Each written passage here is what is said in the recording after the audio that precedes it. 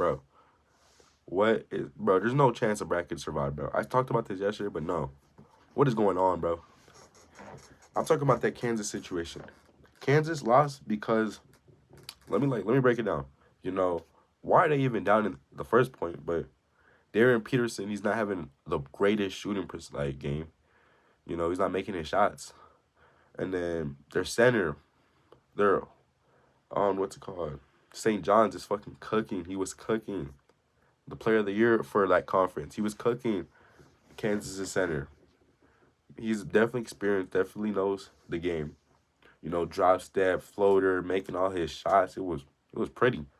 And Budinga was just getting he was getting bitch. He was getting bitch. But that's lack of experience and not being prepared. But Kansas came back still. They tied the game up. But the mistake they did is the OTE guy, Cole Zero, they fouled, they fouled. That was being smart, but they fouled and they got a sub because he got too many fouls or something.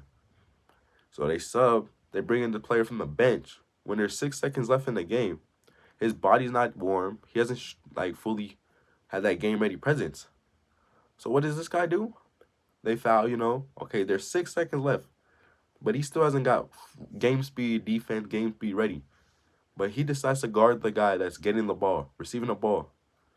And that's why his legs, he's still a college athlete. He's still there, but if it was Cole would have blocked that shit. It would have been way better contest. He wouldn't even get a shot up. But with that guy from the bench, the guy with the game speed, he's ready. His blood's flowing, he's been moving. He gets the ball, dribble, easy-ass layup.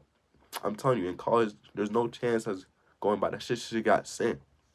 But when you realize that someone from the bench, or it's like a center or like a weak-ass person or someone that didn't stretch is guarding me, I'm just going to blow past them because their legs are not ready.